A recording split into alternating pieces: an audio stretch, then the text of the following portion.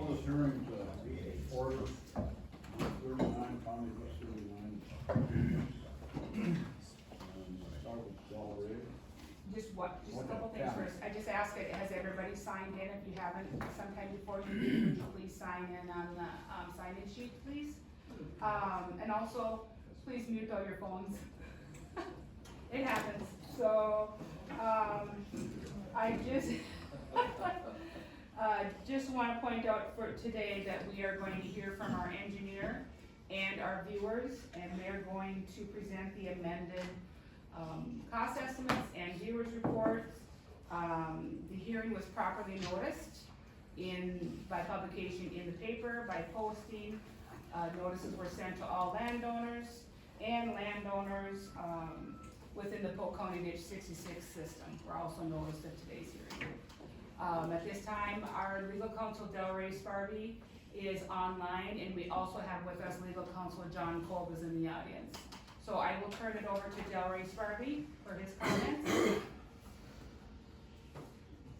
Thank you, Tammy. Is everybody able to hear me okay? Yep. Okay. So, the hearing for today is in regard to an amended construction engineer's estimate and also an amended viewer's report. And it's in regard to Red Lake Watershed District Project 179, improvement Polk County Ditch 39. A little bit of the history on this. This was a petition for improvement project of the Red Lake Watershed District. It went through the proper processes, and the Red Lake Watershed District Board did pass a resolution establishing the project. That resolution or the order of the board was appealed to the district court, which was then appealed to the Minnesota Court of Appeals, which then was appealed to the Minnesota Supreme Court. And we did get a final disposition in regard to that, and the order for establishment was affirmed, and so that is not an issue.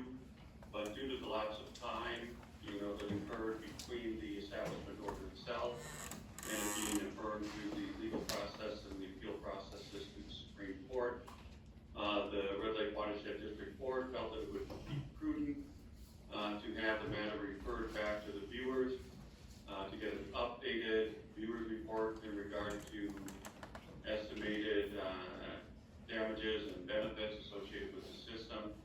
As I understand it, the drainage benefit of the drainage area related to the system is not being changed.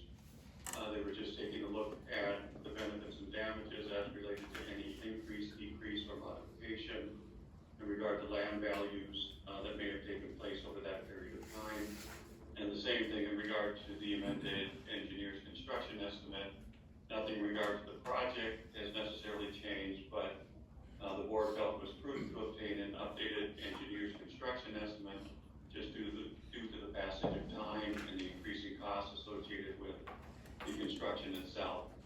And so that is the sole purpose today. It has nothing to do with, whether or not the project would go forward or whether the project is established.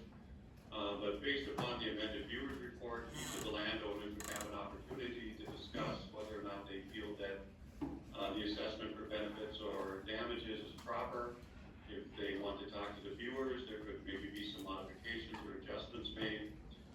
Each of the specific landowners would also have the right to appeal any approval by the board of benefits and damages, but that appeal would only be related to their specific benefits and damages. It would not stop the project moving forward. It would just address their specific concerns. We've also provided notice to the appropriate governmental entities, to the county and also the townships involved. And with that, I'll send it back over to Chair Tina and proceed with perhaps the engineer's amended construction estimate. Thank you. Jerry? Okay, my name's Jerry Kribula. I was appointed the engineer on the project in 2018. And in 2019, we had prepared plans that were reflected what the petition was as amended by the board. And so my task was to take a look and see how the costs have changed in the last 6 years. So it's been 6 years since we gave an opinion of probable cost. And time is an enemy of cost. So what we did is we took the exact same project, we took the exact same unit items, same quantities, and we applied more recent bid prices. I'll just point out some of the ones that are really significant. The excavation, the cost per cubic yard, it depends how you bid it, but the way we always bid it, it's all inclusive. We don't pay for black dirt removal and put back, but you end up paying for it in the end anyway. So the unit price for excavation has doubled, and the culvert prices have gone up about 175%. A lot has to do with,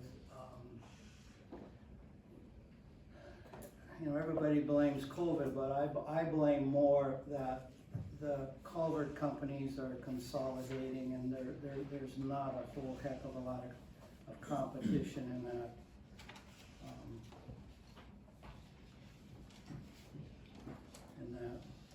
So to make a long story short, and I also contacted this spring, I contacted the utility companies to get an updated estimate on what it would cost to relocate their lines if they're in the way of the project.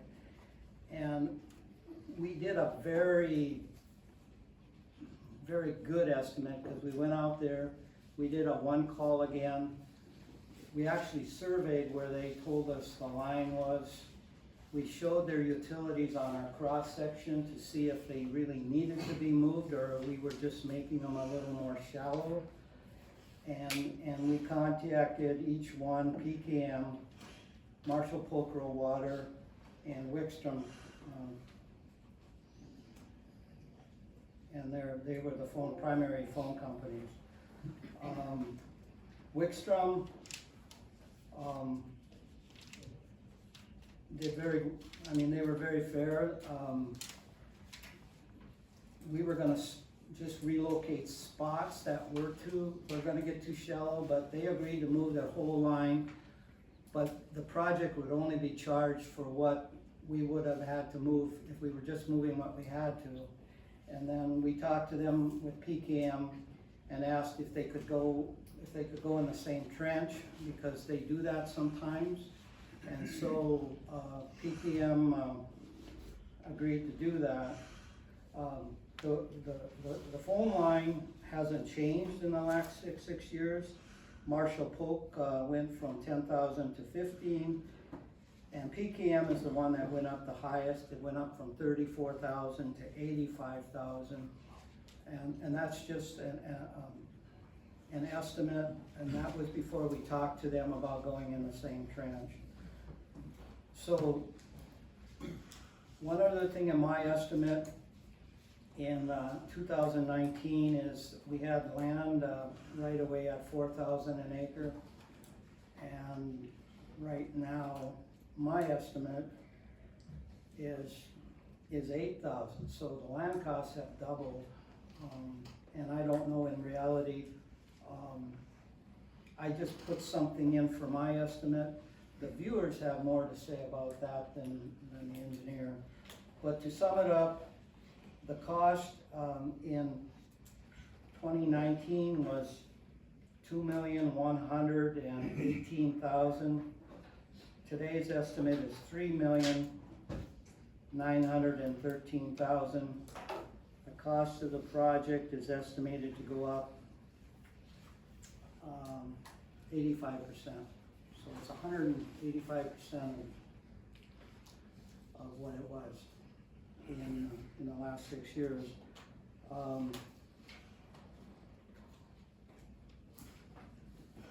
That's about it. Costs have gone up extremely. But they're not gonna go down. Any questions, Karen? What did you say? Say what? What did you say? I can't hear you. I said, any questions for Jerry Pribbledo? On culverts, I got a schematic here from you. On some of the culverts, they're smaller on the west end and larger on the east end. For example, the first driveway coming off the Granbury Coulee, one single culvert, which would be the same size as Kyle Novacek's two culverts, each one's. We were gonna use the existing culvert that was a little bit, we leave that one in place. We really didn't plan on doing much excavation beyond that driveway. But there isn't a 4-foot culvert, or there is a culvert there now, and we were gonna add to that one. There's three culverts there. Yeah, so then there would be, if we put another one, it would be, Are you gonna move those culverts over then, so they're in line? we didn't plan on moving them, but if we move them, we probably would reuse them someplace else and just put one bigger one there. How about on County Road 66? That stays the same. That stays the same, so we have a dogleg, double dogleg there.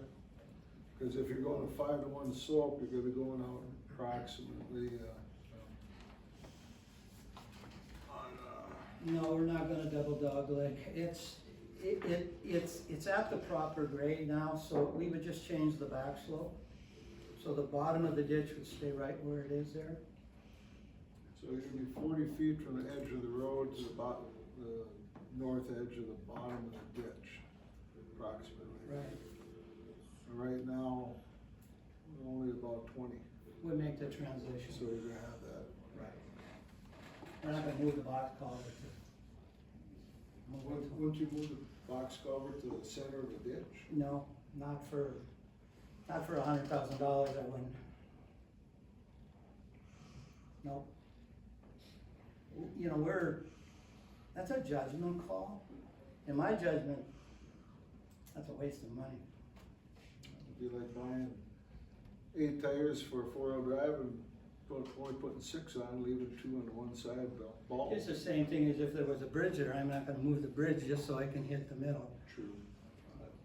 Okay, that was just a couple questions. That's a good question, and it's relevant.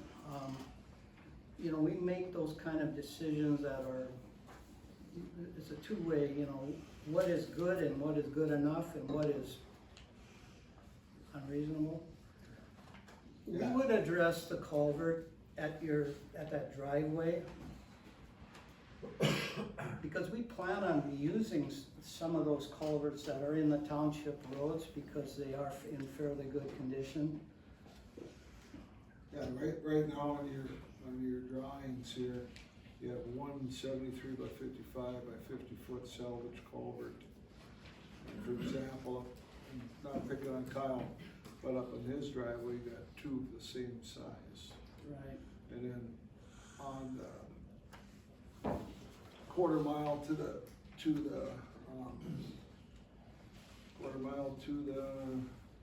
east of that driveway, you have 2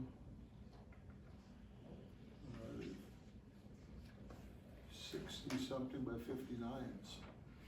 They are, sometimes they might appear to be bigger upstream because there are existing culverts in there. They are the size they are, so you can't go smaller, you end up going a little bit bigger.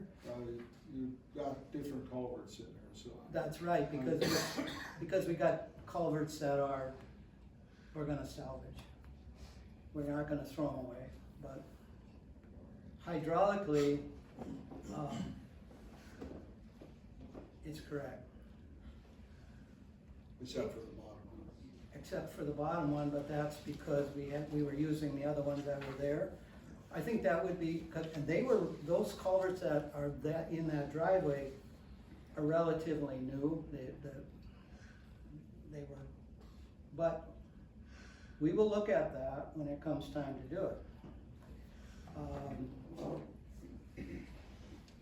using used culverts is sometimes questionable if there's much cost savings in it, but, Especially concrete, you said that. well, mostly steel, because steel is the half the life's gone. The contractor wants 75% of putting in a new one, you might as well put in a new one and take the old one and, if you leave it laying around, somebody will come up and take it. So, Big back pockets. but, you know, I appreciate, you know, your comments. We certainly don't intend to not size the pipes right. One of the biggest rubs is the county road culvert.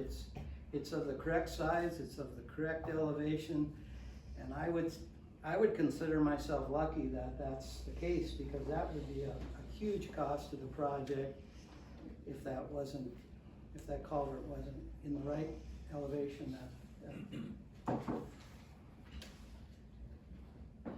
Say, Jerry, why is this ditch so big, and why did you go so far east? What are you draining out there, elements, or what are you running down here?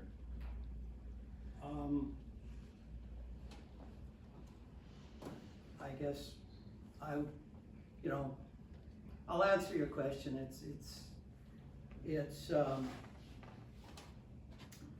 It's because on County Road 20, there's two 48-inch culverts through the paved road, and there's a 36-inch culvert. So that's at the very top of the watershed of the project, but those culverts are there because of flooding that's coming from the east, and the water was piling up against the county road, and the culverts were put in to provide some conveyance across the road. Very seldom do you have a ditch project like this and you start out with that many culverts. They are there, and they're there for a purpose of when County Ditch 66 overflows, it fills up those two sections. It was piling up against the county road, and the culverts were put in. We have to deal with the water that's there. We can look for another solution, but this project is designed to take the flow that would come through two 48-inch culverts, 136. And that, normally we start a ditch out with 124. So you can say you don't like that water, but it's coming. And it would be foolish not to design a ditch big enough to handle it. So when we did our estimate, we designed the ditch as a normal ditch, a normal 10-year ditch, and then we designed it with this additional flow that is on the upper end of it, caused by water coming from the other ditch. We calculated the flow at these existing culverts to be flowing full, and so that gives us a big volume of water, CFS. So we need a big ditch to handle a big flow. Now, how do you not design a ditch to handle what you know is coming? Because what's happening now, and it happened this spring, it almost happens annually. 66 overflows, and the water breaks out, and it piles up against the county road in that section. And that's why we figured the estimate both ways. What would it cost to improve the ditch beyond a normal 10-year ditch? And that's why we work with the viewers on an outlet fee that the other ditch system would pay to help upsize it. So your question is, why is the ditch so wide? It's because it has to be to handle that amount of water, and the incremental cost of making the ditch a 10-year and enlarge it for that extra water, that's included in the outlet fee. So, I don't know if that answers your question, but like it or not, that water's coming. Who's And- paying for the outlet fee?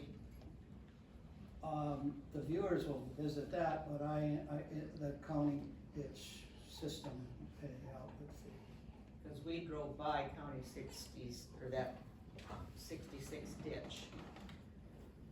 Oh my God, the smell, and it needs to be dug out again. There is so much weeds and stuff at the bottom. If they take care of some of that, that would probably help with the drainage a lot.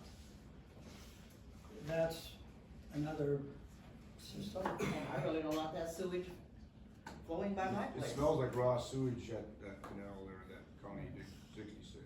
Cause we just drove by it this morning on our way here, and it's awful. It's putrid. It's stagnant, There's weeds in the ditch, and needs to be cleaned out. when was the last time that was cleaned out? And that will be flowing by my place if we get watered up, and I don't want it. Coming this way from there. I think too, you know,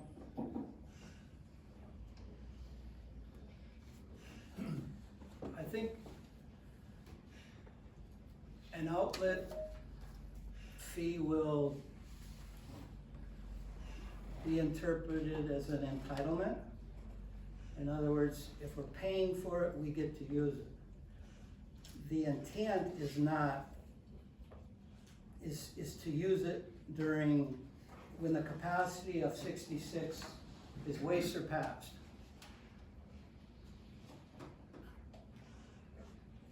But you can encourage, the water has to go to this ditch or ditch 2. And two takes all the water until it overflows. And how it gets to 2, those are both county ditches. And 2 really is sometimes considered to be overburdened already, so that's why probably 66 overflows. So that's not my call on this deal, but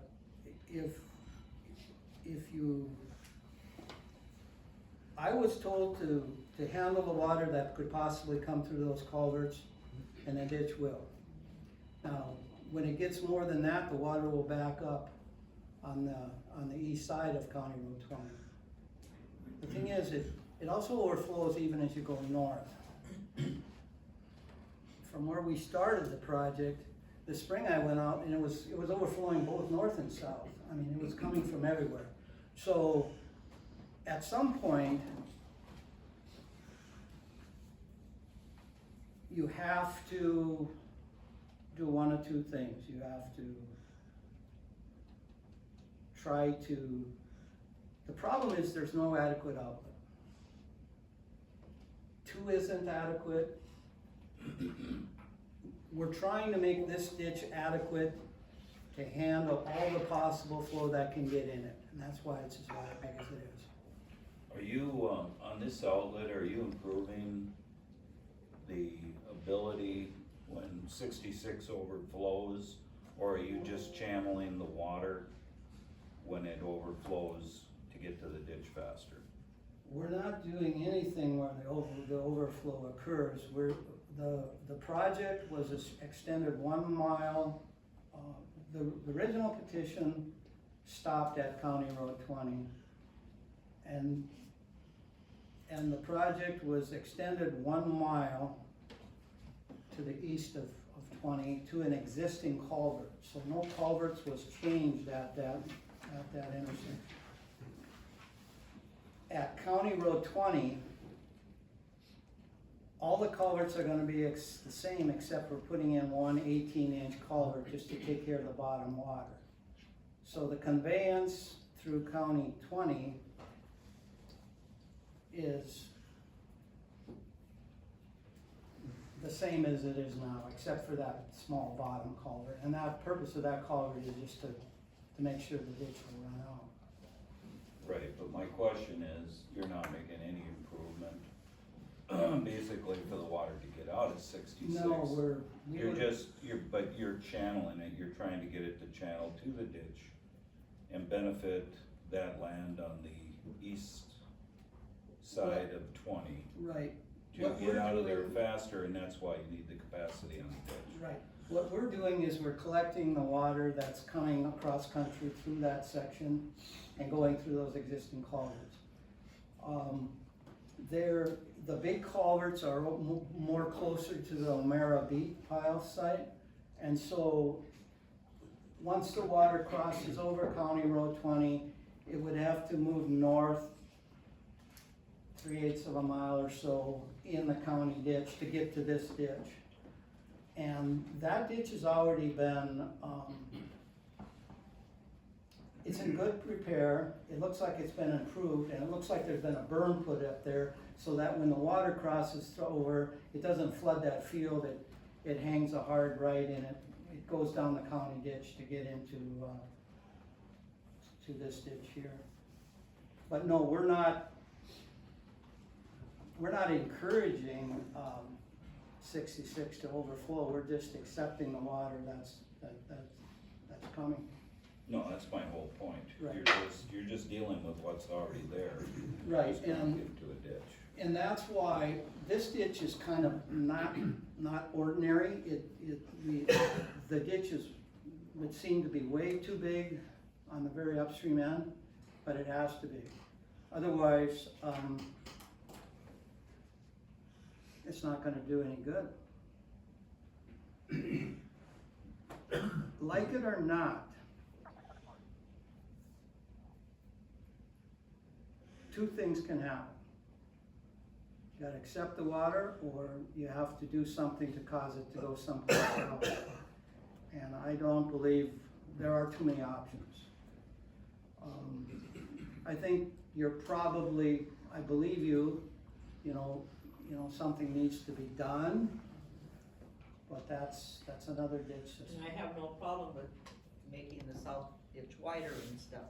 Are there gonna be culverts under 65 going north and south? Yes. Where at? Because I haven't really seen where that is at, and we've got the highest corner on the section, and I was told there'd be one in our place. I could visit with you about that, but there's gonna be culverts at each mile road and at least at the quarter mile, at the half mile. So there'll be 3 culverts per section crossing over. So now we can get flooded from the south from that ditch. We've never been flooded, we've been there almost 40 years. You'll have floodgates on the south side, so the water can go into the ditch, can't go out. Yeah, as soon as they get mowed, they're damaged.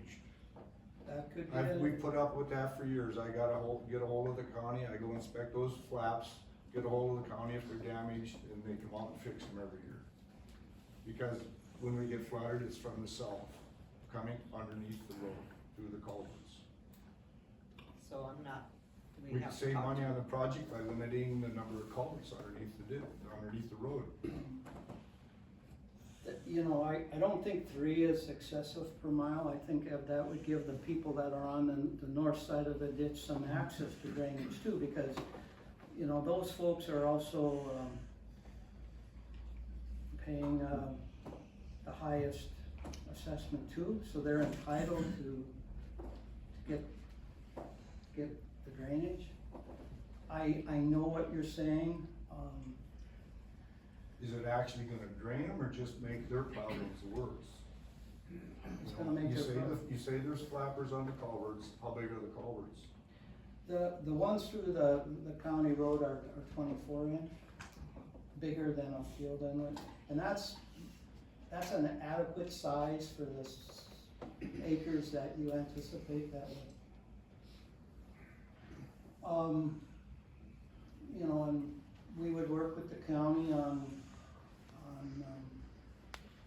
I think the flat gates are gonna be on the ditch side, and they're not gonna be the county's responsibility anymore, they're gonna be the watershed's responsibility. So, you know, they would be on the side of the ditches. They gotta be on the south side of the, I got the same thing on where I live, I mean, they're running over them left and right. You can do one or two things, you can call somebody, or you can fix them, and I don't anticipate you'd wanna do that, but a lot of times, that's something the watershed does, and I'm sure they would, their intent is not to flood anybody. But I hate to tell you, this water runs downhill. So I know, but we're the highest corner, and even with the flood, we never got touched. You put a culvert on our place right there where it can back up from the ditch in, we're flooded. and your Because water, it does not flow north down our ditch. And then. and the water on the west south side of the road was higher than our property. That's because the ditch is inadequate, because if we can No. improve the ditch, No, the it was water. adequate, we did not get flooded, it was up on the road. That road is the dike for us, That's right, just like the other people around there, Clifton's to the north of us have to have a dike. We need that road as a dike on our property. and the road's gonna stay there. Yeah, I don't want, but we gotta discuss that later, so, okay, sorry. You know, we would, I mean, we're gonna provide conveyance at least every half a mile. There'll be flap gates on them. The intent is not to let the flap gates not get busted and don't fix them. Jerry, there's approximately 10 existing cross culverts across 65 right now on the whole program. Are you gonna add to those culverts and leave them there, or are you gonna block or flood them? The culverts that will be there, they'll be in, we'll add more where, if there's only a culvert on each end, we'd put one in the middle. For example, at their house, it's on an 80-acre line to the east, there's a cross culvert. And then the next cross culvert, I believe, is up on County 66. The goal is to be within a quarter mile of a culvert.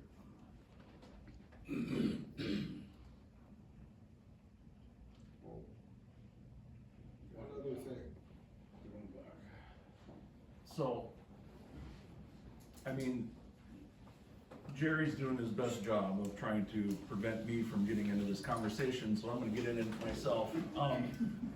The ditch along the north side of 65 was graded when the road was regraded.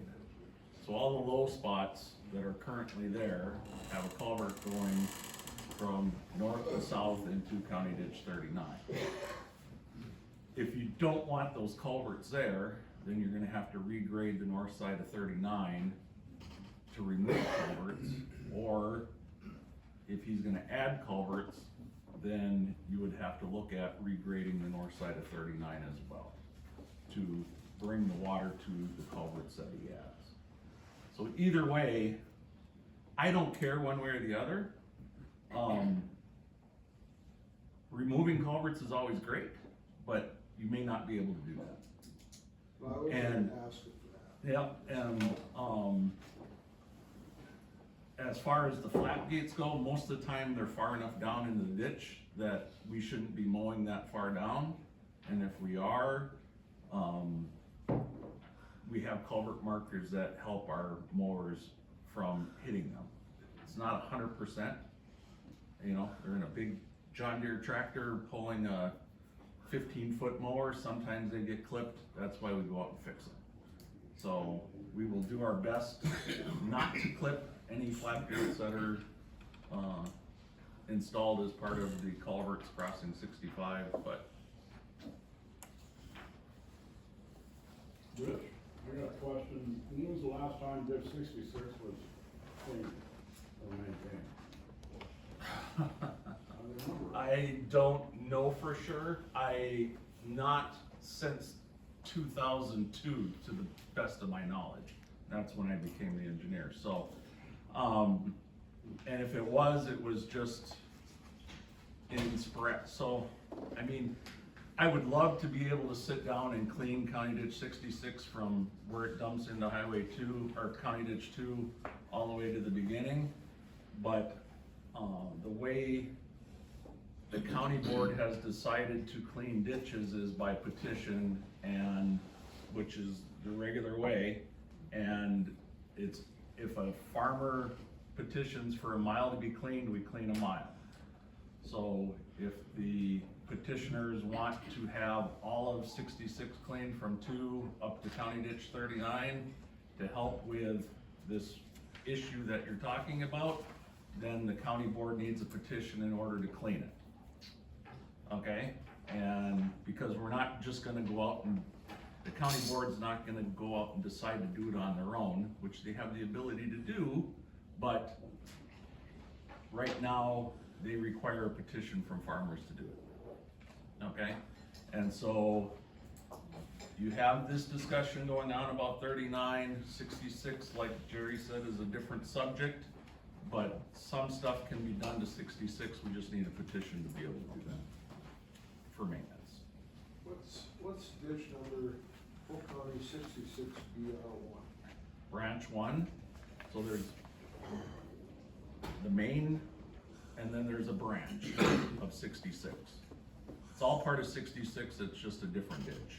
The main 66 is being farmed completely through and wiped out southeast. And then where it comes out at 124, those 2 big box culverts, somebody has diked those culverts so they don't drain at all. And that's just totally high water. So I've flown over this with drones and planes for 30 years. And every time it seems like we get a big flood in 66, somebody's out there digging with a shovel or a little backhoe and digging out, flooding across. That's why we're getting a problem over by O'Mara.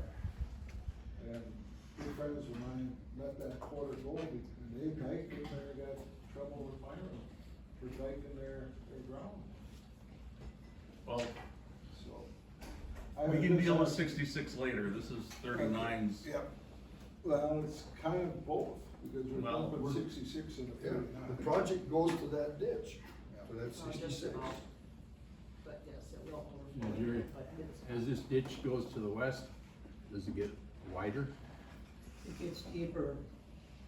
Is the ditch you did there, north of there, that goes like by Vern Johnson's old yard, is it gonna be that wide? That outlet? It's going to look similar. That's Not, it would be more like where like Kurt Terrains is, maybe more. Not like a 220, but maybe a little bit between Verney's and where Kurt Terrain is. It's gonna be about 6 feet deeper. We gotta maintain, the proper inslopes, and we have a 4-to-1 back slope, so it's, a lot of times, even if you look at that new ditch over there, you ever wonder about what happened?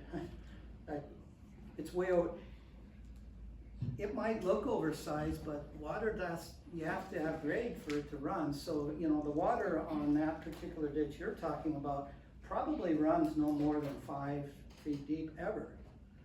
But, and it looks like, well, hell, it's 14 feet deep, why is it that deep? Well, Especially that last mile, it's just right, but, huge. but water runs downhill. You look at the culvert, it looks like it's about this big, but Right. it's just the ditch is so But the wide. culvert is the right size for the amount of water, and the slope is right, and the width is right. I believe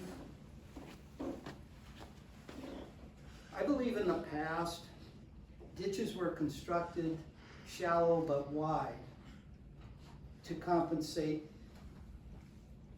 for the lack of slope, they made them wider, and I believe none of them work. I'm working on 3 ditches now, and they're all rebuilds because the bottom is flat, it gets undercut, the watershed needs to put it back, and it gets full of weeds and cattails, and if you don't have a minimum amount of grade, you might as well do nothing. So, in my book, a minimum amount of grade is 3 feet per mile, and we'd like to get close to 4. This particular ditch, on the bottom end, on the first 3.5 miles, we have 3 feet of drop per mile. And then the rest, we have 3 feet 9 inches. And the grade is consistent. What we change to compensate for the additional flow as we pick it up is width. But we maintain the bottom. Sometimes we even get narrower on the bottom end because our water cross section is getting bigger. So, you know, we don't design a ditch. We try to make it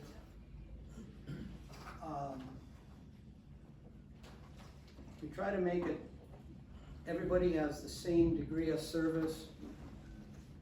But I got, like what the ditch you're talking about, those folks on the bottom end, they have a 50-year ditch. But it's simply because God put them on a ridge and we're cutting through a ridge and the ditch is deeper. So not everybody has the same degree of service, but they have a minimum. And in this particular case, our minimum is handles those big culverts that are there. And I don't know, you know, you could talk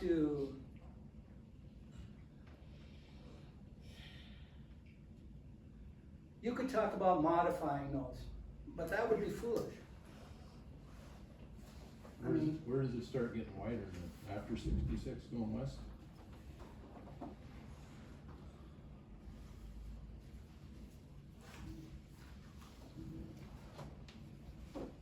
It gets narrower in Keystone, 15 and 17. So it goes from a 20 to a 15-foot bottom. Keystone 14 though is the beginning. And it has to be that wide because we're getting all that water and we have the same amount of drop. But as we get deeper, we can allow the ditch to flow deeper without flooding the field. So that's why we can narrow it up. If we didn't have the capacity on 14, we would flood that O'Mara field again. Well, we would put up a dike, and then we would push the water back. Right now, I don't think it's in the cards to take out those 48-inch pipe. You know, you can say, well, we don't want the water, so we won't take the water. If you get rid of those pipes, we won't get it. But we can't do that. We can't let the road flood. We can't cause the road, I mean, and they've been there for so long. Those 48s, The 48s, they put in after the road was reconstructed. yeah. That's been there a while. Yeah. But the second one was put in after. Does the DNR require a flat bottom ditch? I don't think they require a flat bottom. I thought that was, along 19, when they were doing that, it was for their wildlife. Oh, wildlife? No, we don't. No, we don't. Jerry, you talk about culverts going under County 65 road. So on Sullivan sections 7, 8, and 9, it's sounds like you're having 3 culverts a mile.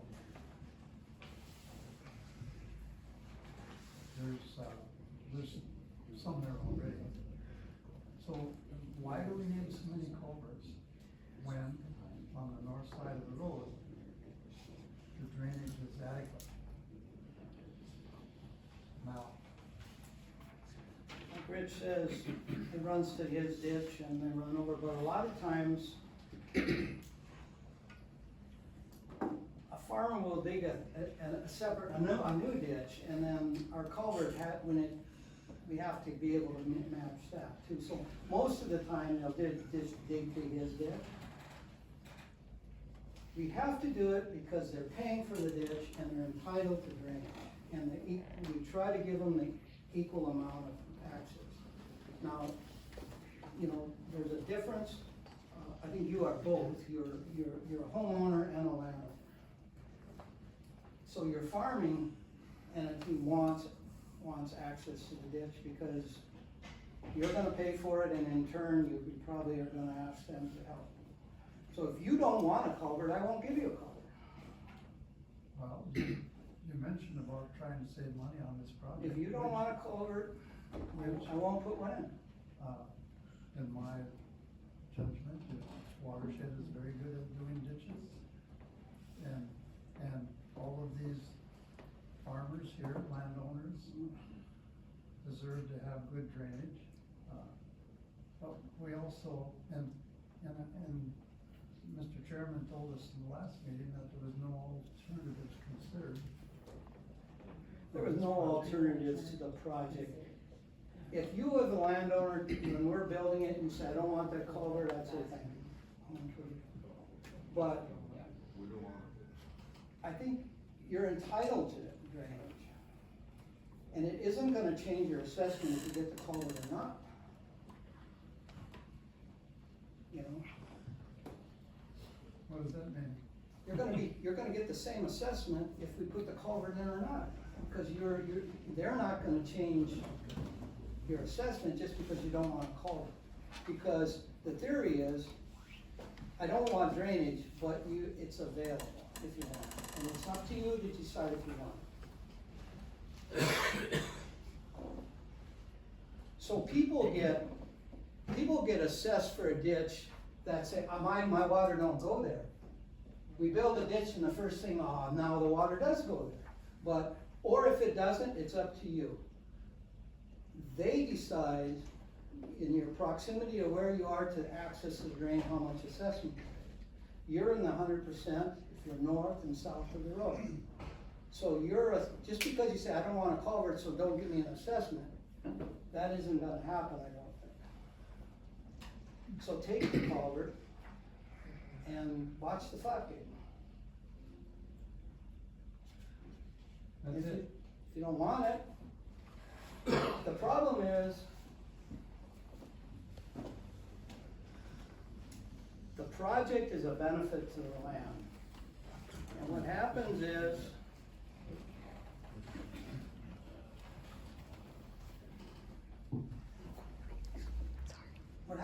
nobody lives forever. The people that come after you want drainage. So we do what we intended is for the best for the land. Now, you can view that as not good. If we put a culvert in and you wanna plug it, fine. I would never do that. But if you didn't want drainage, so what I'm saying is, everybody in this room has an opinion of what they want for them. And I do too. I think we need to treat everybody fair and equal. But Ditch 39 has been there for 60 years. The guys that originally paid for it, they're out in Resurrection Cemetery. But the ditch is still there trying to provide the service to do people who are vertical farming it. But there will be people coming after you, and my job is to build something that's good enough, that stands the test of time for the reasonable future. Now, people don't petition for ditches that don't need them. And that's always in the eyes of the beholder. and I'm getting into philosophy here, but, when we design a project, I don't care who owns the land, I do it the same no matter what. And I don't care who signed the petition, and I don't care who didn't sign the petition. I try to do the right thing for the land. This one is a bit complicated. If you threw out ditch 66, I think most people would say, fine. But 66 outlet fee becomes an entitlement. I think most people that are concerned with 66 are gonna view this project as opening the floodgates. I can't make that call. I can only handle the water that's coming now. Jerry, are they gonna be paying maintenance fees? Is 66 gonna be paying maintenance fees on this ditch? Typically, yes. Typically? Typically in my other, it isn't a one-time outlet fee. There's a fee plus if any work is done after. So like, for example, if they pay 10% of the cost of the project, where I live, where I have ditches running into my ditch runs into somebody else, if they fix that ditch, I pay a proportion. I pay 10% of the maintenance of the outlet ditch. It's not a one-time ticket, because it's like, okay, I bought an airplane ticket and I'm never gonna fly again and I don't wanna use that airplane. Well, Jerry, I think the bigger picture here is this ditch has gotta be X to handle the water on 66. So why is 66 only getting $300,000? How did the viewers view that? we told them that. They asked us to design a ditch, like a normal ditch, and then design a ditch to handle the water that's coming through the county road, and give us the additional cost of dirt work, upsizing culverts, so it's the incremental cost if the overflow wasn't there and then not. And what is that assessment to 66? Right now, I think we're at about 372,000. Right. Do you think that number's adequate? It's in the eyes of the beholder of how many times you're gonna allow it to overflow. If it becomes the primary outlet, that might. You see, a lot of the folks that are experiencing the problem feel they wouldn't have the problem if it wasn't for that. In fact,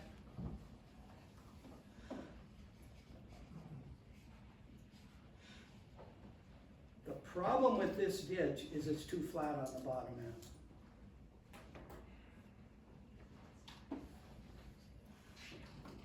end. And when that other water comes, it just sits there forever. It never moves out. Right now, on a lot of these ditches, you get a 2-inch rain. Takes 2 weeks. The water can't even, to be able to do any survey work, you need to go in a canoe to get it. So, you know, I think what the outlet fee was intended to be fair and to cover the additional cost to convey the water that probably shouldn't be all coming out. And how we determine that volume was the size of the culverts through the county road. And the assumption is there would be no more culverts through the road, you know, then there would be more conveyance, so, you know, I don't think there's, I don't know. My question is, when this water overflows and you're improving the ditch on the east side of 20 for a mile, right? So you're gonna channel it, that was where I was going with this before, you're gonna channel it faster to 20. So that water's gonna come harder and faster. It's the same water, I get it, but instead of taking a day or something, or it's spreading out all over there, and now you're just getting it to come fast, right down the channel. Did you design this ditch to handle that No, additional faster flow? no, we designed it to handle the 136-inch culvert that is already there in the beginning. The overflow, that don't even run down the ditch, that runs into Geese's field or Polk's field, and it heads cross country, and then we gather. So that ditch, that last mile, is mainly so Geese has access to the drain. That quarter. That ditch isn't big enough to handle the overflow on, it's just like, it's gonna look, it's only gonna be about 2.5 feet deep. It's gonna look like a township road ditch. So no, it's not big enough. It's not gonna increase the flow down that ditch. No. Because it's metered by the culverts under the road. It's And they're metered on already the running culvert at on full the east end, capacity. correct? Yeah. But when that goes over the road, all bets are off. I mean, it's at where we start. If it goes over that, and it's not really a grade, it's more like a field road. It's pretty flat when you go south from that intersection. There doesn't seem to be much, it goes over that road pretty easy. Going down 66, is there an actual ditch going to 124? Or is that all, a lot of that being all farmed out and that's what's causing, there's no banks of 66 anymore, it's coming across the township ditches and hitting County 19, flooding that areas. I know Dan's got problems in Keystone, we have problems in Sullivan. We're crossing that flooding, especially in the spring, losing some roads every year. This year was, last 2 years was very good. But, and then that's one of the questions. The other question is, we have every mile road has got a county ditch. Every single one now, I think from Mallory all the way up to this south of El Dorado. Can we, if we're having problems at 66, can we, I'm not an engineer, Jerry, this is your deal, but can we put a culvert in each one of these county ditches? I'm not talking about a 5-foot, 10-foot culvert, I'm talking a 36 here, 36 here, just to relieve some of the pressure, for one thing, and then bring in the whole area into the viewing dollars. And then we're taking 66, the pressure off that. Ditch 2, we should be viewing ditch 2, because we're helping out. Ditch 2's got a slough area. I can't remember exactly what sections. But, and then all the way from Pates to the Murray, there's a slough area there too, where it's caving in. Bring in some of the monies. I mean, I'm not talking bringing $500 for every acre, but I'm talking $10 for every acre, $20 for every acre to take off a little bit of the frosting on the cake, so to speak, on our bill. Because we're helping out ditch 2 from sloughing. We're helping out the farmers up there. Gene, you're right there with quite a few acres, 8 quarters, 8.5 quarters, your family. I'm the only ditch 66 guy here, so I'm gonna pay this fee that was, in my opinion, pulled out of thin air. And my question at that hearing was, okay, now I'm paying 66, I'm paying ditch 2, now I'm paying ditch 39, and this water isn't going to 2 anymore, a lot, whatever is leaking out. So do I get a reduction in my ditch 2 taxes? And it was a no. So, there's always 2 sides at least to the story. I can say this, Kurt. Your idea is good if you were the drainage king. That everybody we'll let all the ditches take a little bit and then everybody will be okay. Nobody wants 66 water. I think, I walk 66 and you can see that where it's overflowed, the soil has been blown away, and you know, it's growing back to grass and it, you know, and a lot of that spoil that you would like to pile back, it's gone, it's a mile downstream. So, you know, just cleaning 66, you need to put the spoil back, and it's gone. So you have to maybe make a channel wider so you gather some spoil. Because what I see is, I don't think it's been intentional. Nobody wants 66 overflow, but when it does,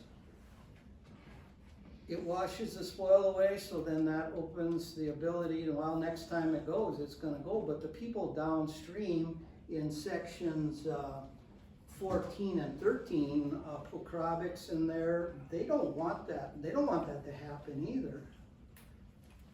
So, I don't think you'll ever get 66 good enough where it won't overflow without an improvement. And if you do an improvement, you gotta pick an outlet that's good enough, and right now there isn't one. So then you have to, the project becomes huge. We have to repair 2, not repair, improve 2 to take more water, and it's, you know, there was some thought, well, why don't we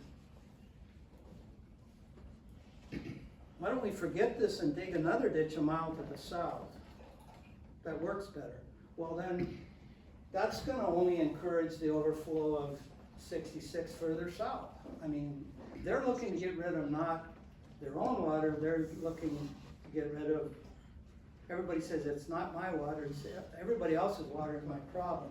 But in this case, Kurt, I don't see that as, if you create one big drainage system that has multiple laterals and channels and you call it one, it'll never fly because there is no we in water. It's me. I need to get rid of my water. It's not our water. Your water becomes mine. So what we do is we try to solve a problem that's solvable and not the world's problem. This one is a tough deal. So we're paying for somebody else's water to drink it across us, Well, basically. you know, Gene said somebody pulled a number out of the air, but we come up with 375,000. Yeah. And there's some basis for that. So that's meant to be fair. And you folks can say, I don't care how much they pay, I don't want their water no matter what. But it's still gonna come. I understand, we already get it, if it's high enough. Well, we're getting it all already. I think we should let the viewers do their presentation here. Thank you. Rich, you got something else? Well, I got a question and I got a response.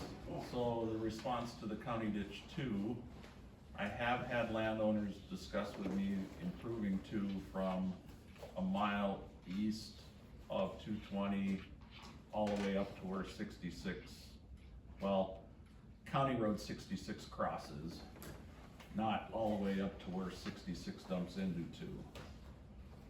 So there has already been discussions on that. Just to let people know. The question I have, and I don't know if Mr. Polk can answer it or your attorney has to answer it, but 66 is gonna pay an outlet fee into 39, or project 179.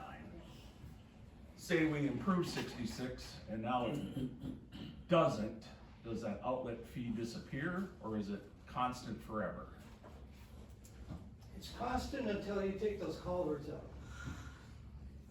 Well- Then the water won't come and then it'll go away. Is that the legal answer or is that the engineer answer? That's both.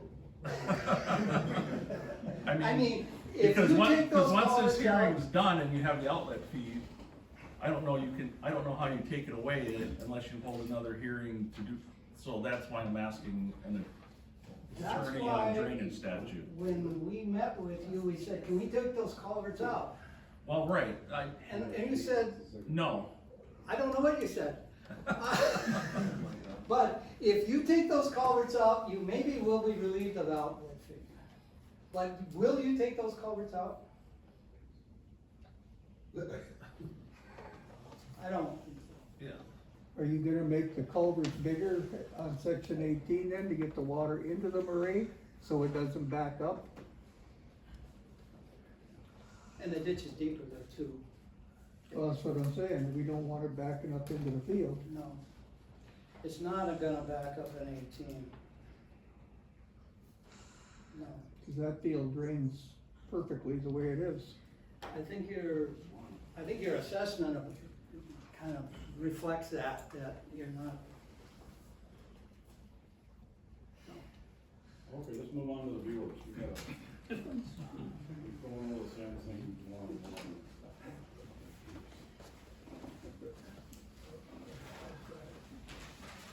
I'm Robert Wagner, and Mike Bloomgarden, one of my associate viewers here.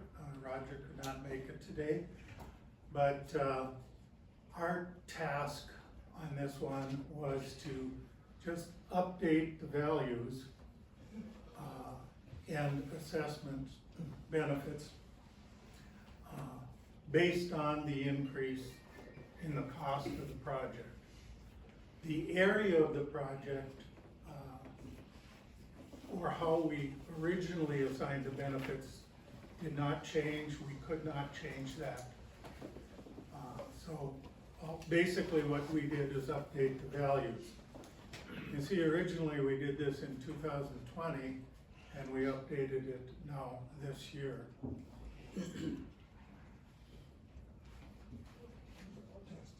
Pointed anywhere special.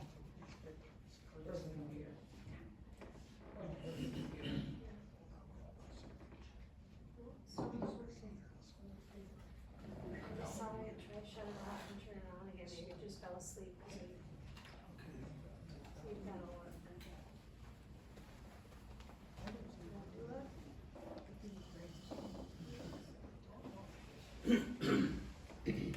This on here, but it's not registering this, okay, well, I guess we're gonna have to Okay, you can go to the next. and get it. Gotta go to the manual system.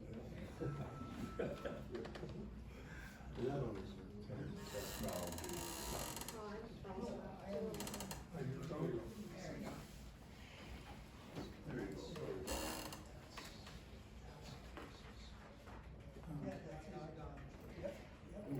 Now it should work.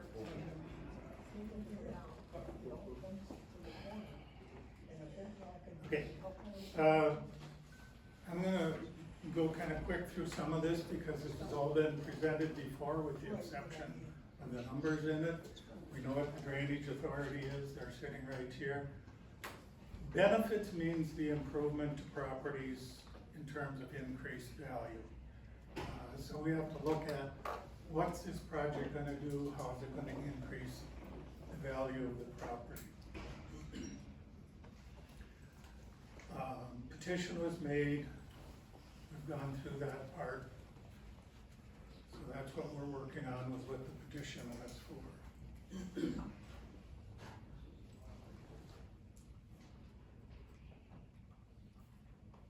I locked up again.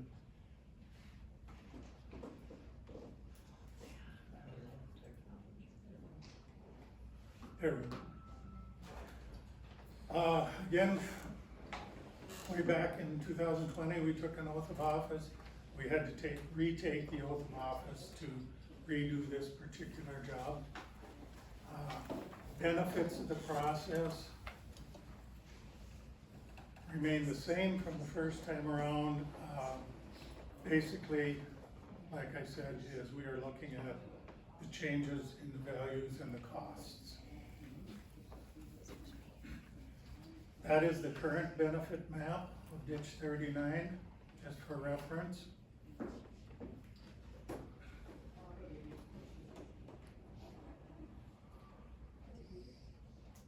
That is the benefit map for ditch 66, just for your reference there, and you'll see Polk County ditch 39 approximately in the middle on the left-hand side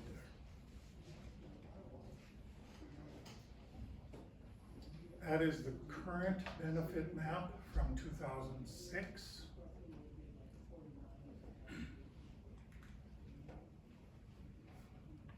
Factors we use are the updated land values. We extract sales data, land use. We look at assessors records. We talk to landowners in the area. Get as much information as we can. We look at the drainage system in its current status and what's proposed in the 10-year design. Excuse me. Look at private improvement costs, okay, and what that means is if this project goes through, some of you may have to do a little ditching in your fields to more adequately use that. We take that cost into account as we look at this, because that is a cost to you. Look at the topography, secondary outlets, and we did hold an owners meeting back in July of 2019.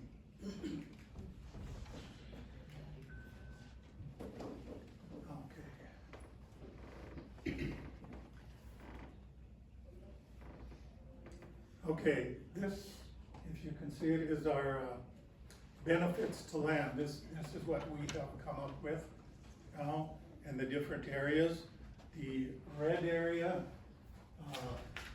is our ag number 1, or what you're saying, this is the area that will be most benefited by the project.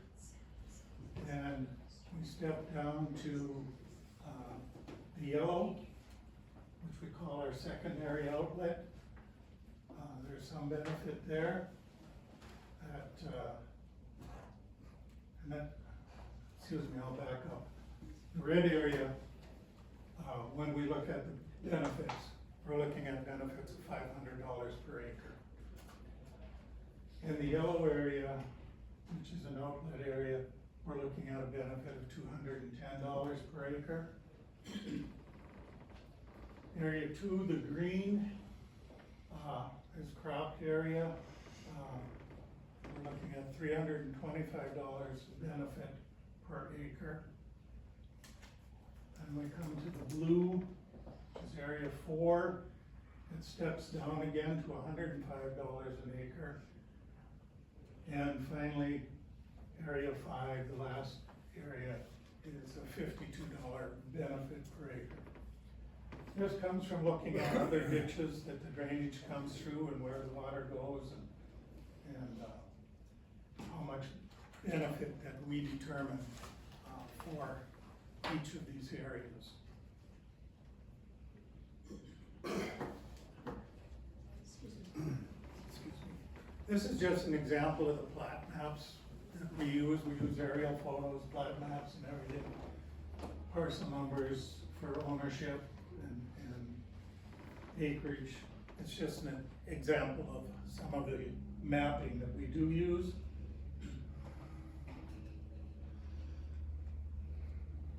We look at wetlands. Wetlands that are in their natural state are no value, so you've got wetland in the middle of your field or something. That gets 0 benefits, you don't pay on that. However, if the wetland has been converted to tillable, there is a value on that, which we'll get to shortly, and that is higher than your normal value is.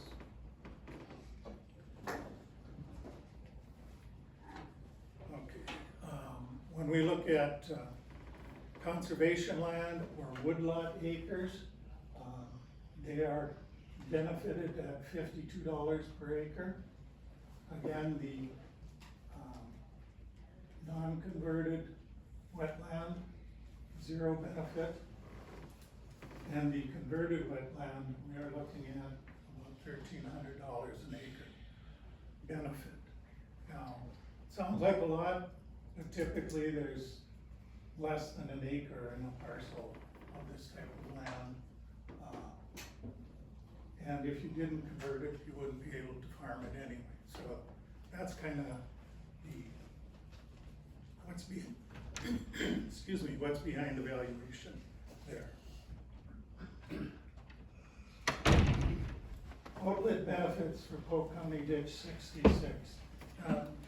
Jerry covered a lot of questions that I would have, too, or that I would talk about, but we've got Polk County Ditch 66 running there and our project starting there.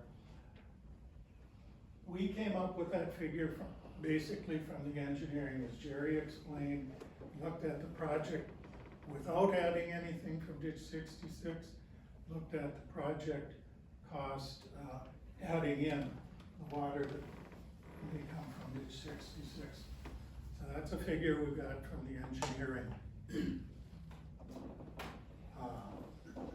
And that would be a one-time outlet fee to spread over Ditch 66, however Ditch 66 is being spread currently.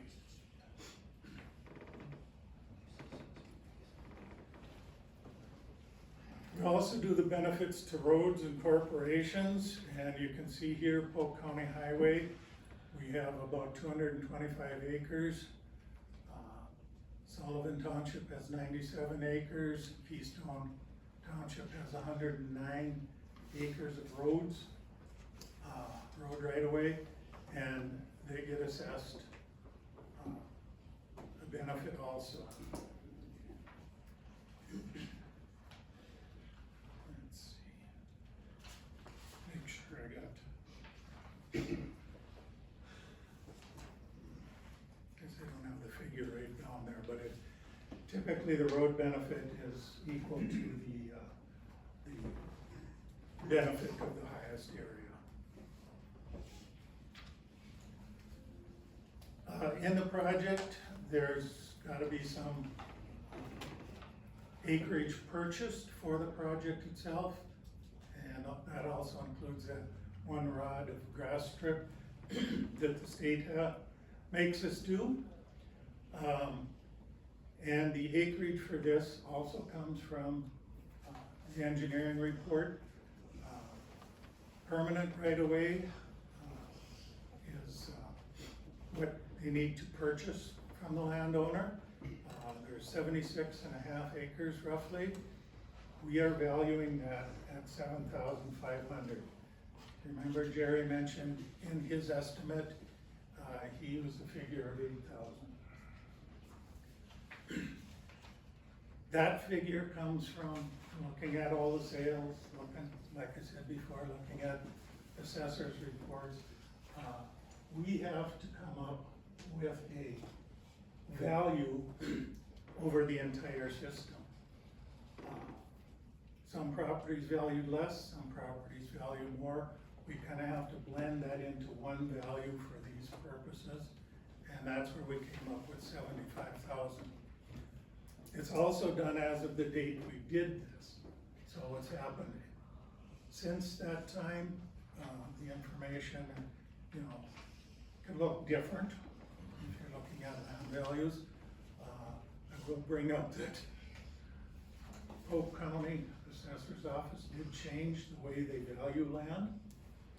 And I don't know how many of you have seen that, but some land went up in value, some land stayed the same, and some value dropped quite a bit. Land value dropped quite a bit. So when people are looking at land values right now, it's kind of a little bit of a jumble. Anyway, like I said, we have to come up with kind of an average over the whole area of the project. The temporary construction right-of-way, we used $400. This is what's needed for driving around on, doing the digging, putting the spoils on temporarily. And the figure 400 comes from looking at the rents, cash rents in the area, and we settled on a value of $200 per acre. And for the temporary right-of-way, we look at a 2-year span. So that's where the $400 comes from. We have 107.84 acres of temporary right-of-way construction. For the total damages to landowners to be paid would be $617,261.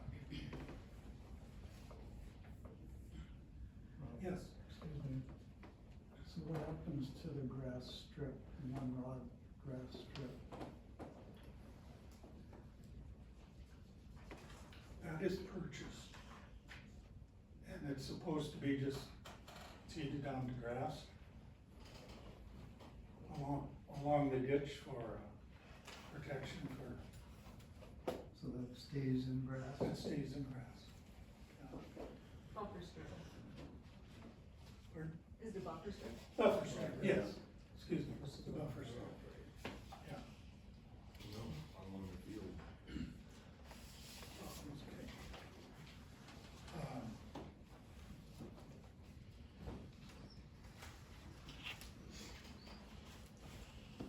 Okay, when we looked at all the acreage involved here, we come up with a benefit to the land itself at $3,437,916.09. Not sure where the 9 cents came from.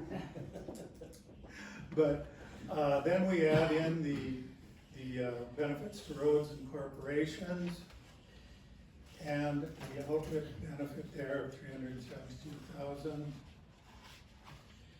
And we come up with a grand total of benefits of $3,946,514.34.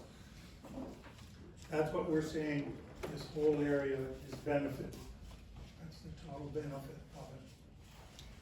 Then we have to take those benefits and the cost of the improvement and come up with what would be a tax lien or per acre value that you'd be taxed for the project. We're working off the engineering cost of $3,912,780. We base the assessment on a 20-year amortization. Interest is not included in this estimate. I have no idea what that would be. Actual costs can vary, get that disclaimer in, and it's based on the engineer's costs. So we take our acres, in each one of these categories is 30 acres that are in it. And see, converted wetland over the entire project is only 25, a little over 25 acres. And then the levy rate is determined by dividing the cost of improvement by the total benefited area. In this case, it's 0.99. Very close to equaling the cost. The cost and the benefit are very close. However, the benefit outweighs it by about 1%. Just an extension of values here. We come down to a levy rate per acre. And it did change slightly. I think that first slide I had said $500 an acre. $495.28 on that area 1 tillable. And based on a 20-year amortization, that comes up to $24.76 per year, amortized over 20 years. So that would be your yearly cost per acre on the highest value property. And going down the list, you can see area 2 is $16.10. Area 3 is $10.40. We get to the tillable, it's $5, excuse me, area 4, tillable is $5.20. Area 5, still tillable land, but we're down to $2.58 per acre. And the rest of these are just a lump sum. 66, like I said, that 372,000 would be spread over that ditch system on the same basis that it's being spread right now. Tom?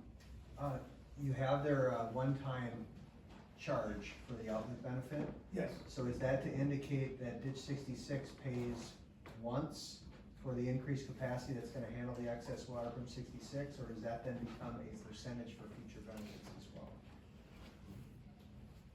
I'm just looking at the initial project, just the initial project, so yes, if there's the cleanings that were discussed earlier, they would take a percentage of it also, yes.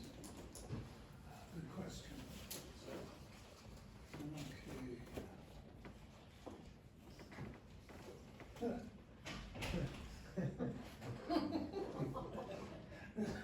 This is about the same slide that we saw earlier, just a different view, with the different acres on, here also. Back up here. Okay, I did hit that point, so. Okay, this basically just reiterates all the numbers that we've talked about so far. If anyone has any question, it's a good slide.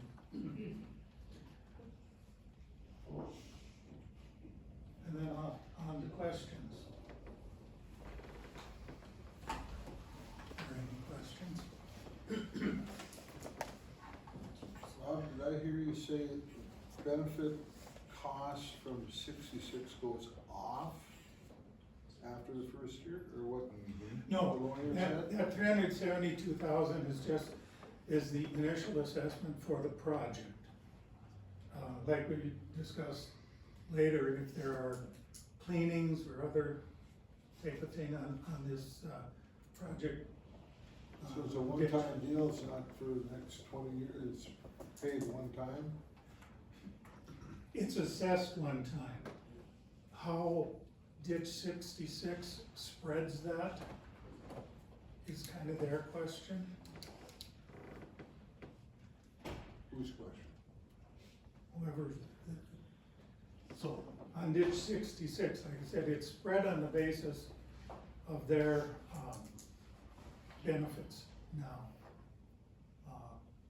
I guess I don't do the spreading, so I can't really answer your question, but it's typically either up to the ditching authority or the county, whatever, the term that they'll spread it over. I'm assuming the county would do over the 20-year period, wouldn't they? Well, They have that option. Okay, so, I mean, 372,000 is quite a bit to come up with it in one chunk. correct. So the landowners on 66 would probably wanna have a say in that when the county board decides to. My question is the watershed gonna need a $372,000 check before the project starts? And then the county decides how to spread it, or are County you will be wanting? bonding for it, Yeah. so. Because right now, if you think about it, the county, assesses basically up to about a $5 per acre charge when they're doing their ditch assessments. So depending on how many acres are in 66, if you take that times 5, you can come up with a dollar amount, that'd be 1 year's worth of assessment. So it might not be 20 years in order to do it, it might only be 4, but that would be something the county board would have to decide.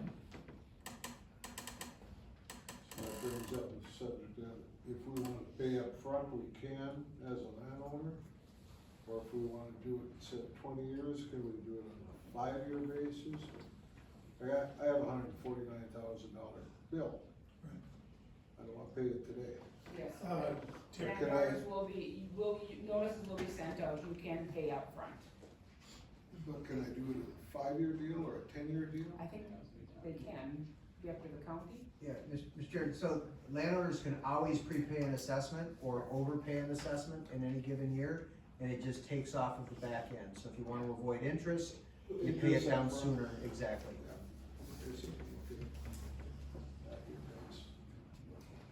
any other questions?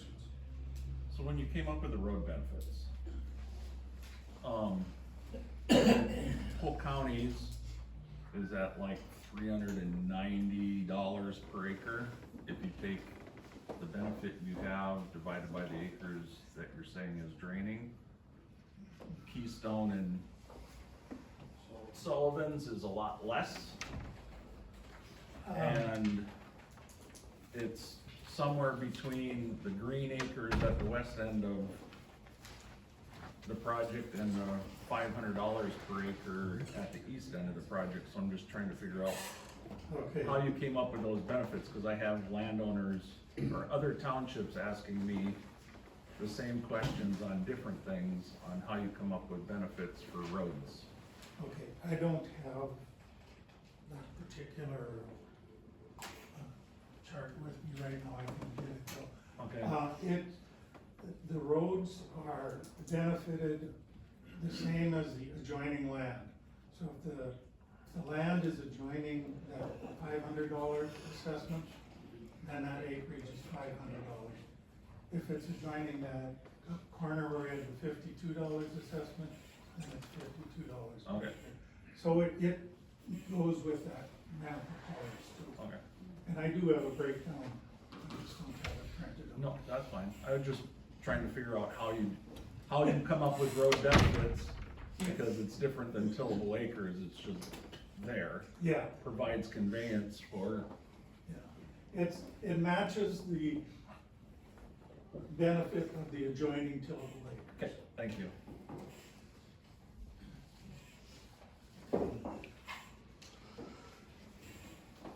Thank you.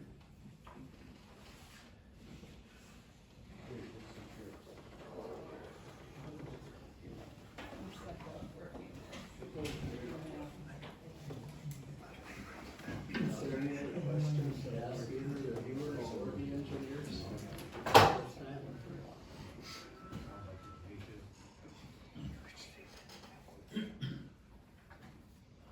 If not, do we need a motion to close the hearing I or? think, Del Rey, do you have some comments?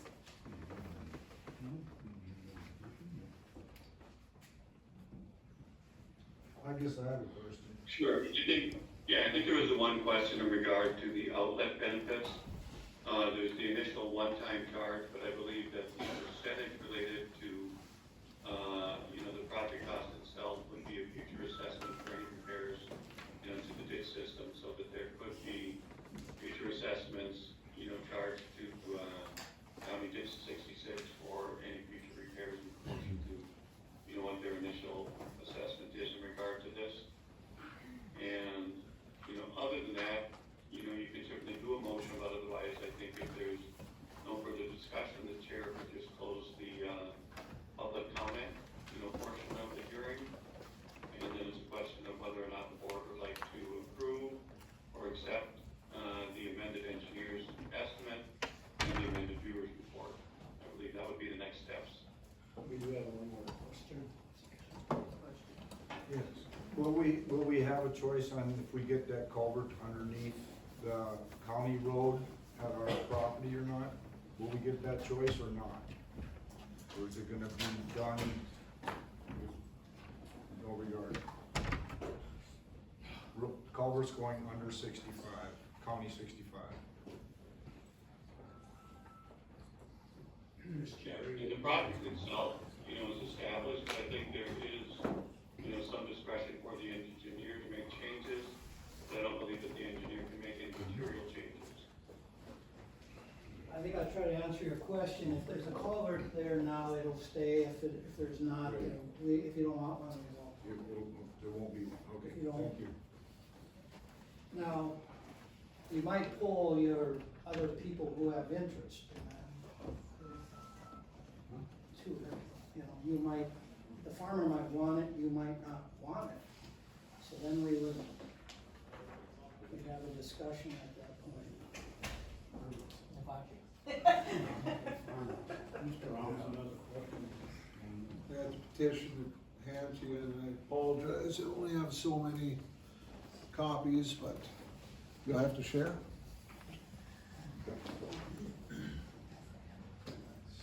Here's signed for both Sullivan and Keystone. We have a few more, but they're on my iPad, covering this one. And this is the same as what you gave me prior to the meeting, correct? Yes.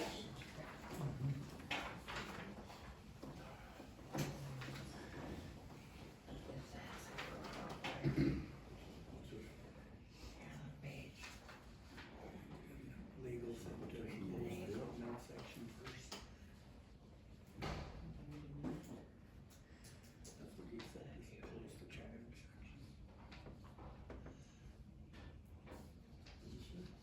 He already said we need to close the comment section. Well, very good with this. So Delray, we were presented with a petition from a landowner, Curtis Amundson. Do you want me to read it out loud, or? Yeah, you certainly could make it part of the record, but again, you know, this is in regard to, you know, the design or establishment, you know, of the project that's already, you know, taken place, been ordered, it's been affirmed. So this, again, is just a hearing in regard to the amended engineer's construction estimate and the amended viewer's report. But, you know, we can certainly include it as part of the record, but I don't know that it's germane. Do you want me to read it? It's one page. Yeah, we'll read it, it's just one page. So this was presented from Curtis Amundson, and I will read it out loud since we don't have enough copies. It says, the issue: the landowners of Polk County, Minnesota, within ditch 39 system are united in their opposition to the proposed RLWD 179 ditch project by the watershed district.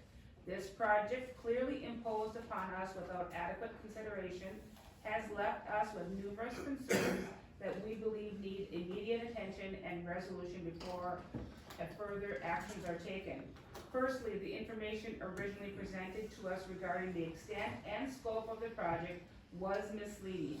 We were led to understand that the ditch would be shorter than currently proposed, a misrepresentation that has fueled confusion and unrest among the residents within the affected areas. This kind of misinformation undermines the trust between us and those proposing such large-scale infrastructure projects. Moreover, the financial implications delivered to us recently are exorbitant. The project cost of this ditch installation, along with the likely increase in long-term maintenance expenses, are far beyond what the initial assessments had indicated. Such unforeseen economic burdens threaten the financial stability of countless families in the region, many of whom have already faced significant economic strains. Adding to these worries, the lack of consensus among impacted residents. While we recognize that one family appears to be heavily supporting this initiative, a single agenda should not overpower the collective decision and best interests of the community. The majority's voice must be respected, ensuring that any project put forth will genuinely benefit all parties involved, not just a select few. Therefore, we urgently call upon the relevant authorities, including local government officials and the Watershed District Board, to halt the progress of RLWD number 179 project until a comprehensive review and transparent dialogue with all stakeholders are conducted. It is essential to evaluate the necessity, scale, and financial justification of this project to align with the true needs and desires of Polk County residents. Join us in demanding accountability and transparency. Together we can advocate for more sustainable and equitable decisions that truly reflect the will of our community. Please sign this petition to express your support and help us ensure that our collective voice is heard and respected. And then he has attached, signatures. Sullivan and Keysville. Well, most of the farmers other than the ones that are going for it. So.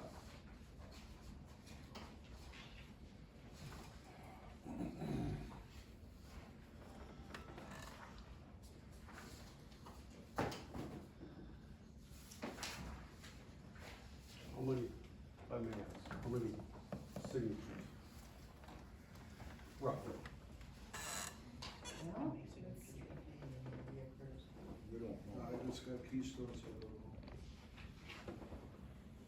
Quite a number, so there's a lot. Okay, well, there's 16 on that one. well, that's fine. I was just wondering if there's 10 or if there's 5,000. Just sponsorships. We got pretty much majority of the land other than Botchick's, Peterson and Hanson land. Pretty much all, even one of the other ones that were signing for this project, signed against it. I believe, is that right? Yeah? I think so. Yep.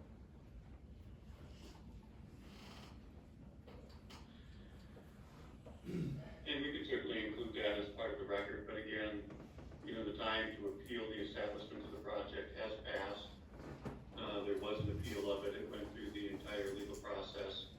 The establishment was affirmed, so that's not in question right now.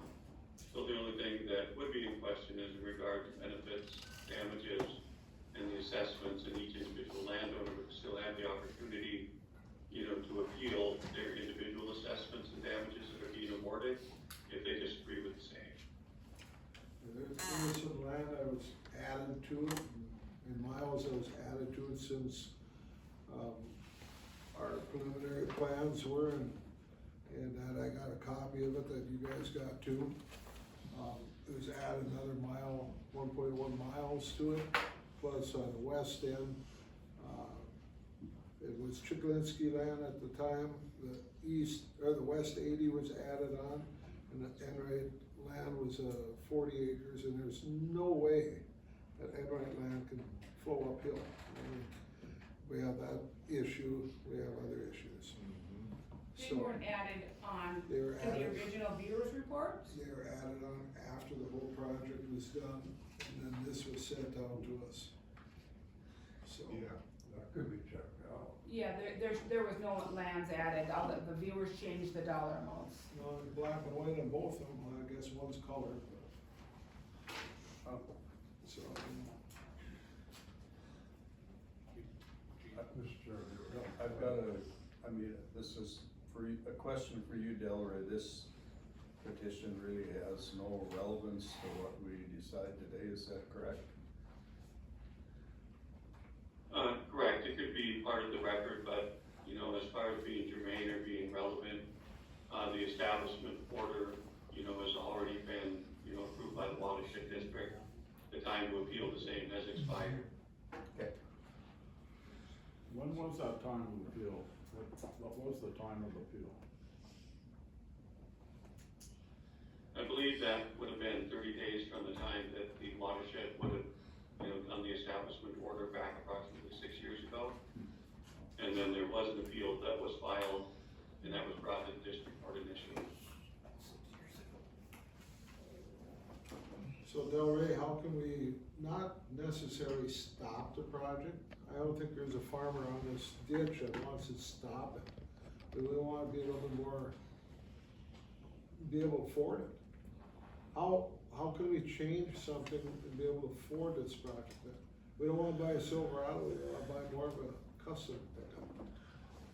You know what I mean? We want the project, but we don't wanna take and be paying for other people's water coming across our area. What can we do? Yeah, and that might be a discussion to have, you know, with the engineer in regard to any minor, you know, modifications that might occur. But the problem that you have is if there's any material change, you know, that would occur to the approved order at this point, then it kind of just reopens everything again in regard to,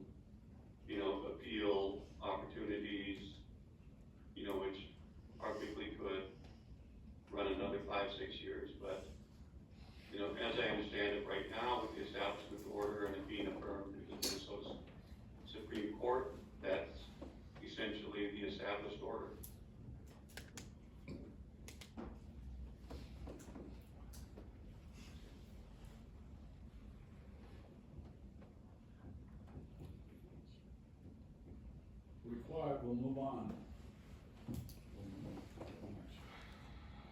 Adjourn the hearing, yes. We said you talked to about your assessment. I heard a voice, but not assessments. I think it's just a side conversation. All right, then, we'll regard this adjourned. You need a motion to close the hearing? Yeah. I'll second. Have a motion and second to close the hearing, all in favor, signify by saying aye. Aye. Opposed, same sign.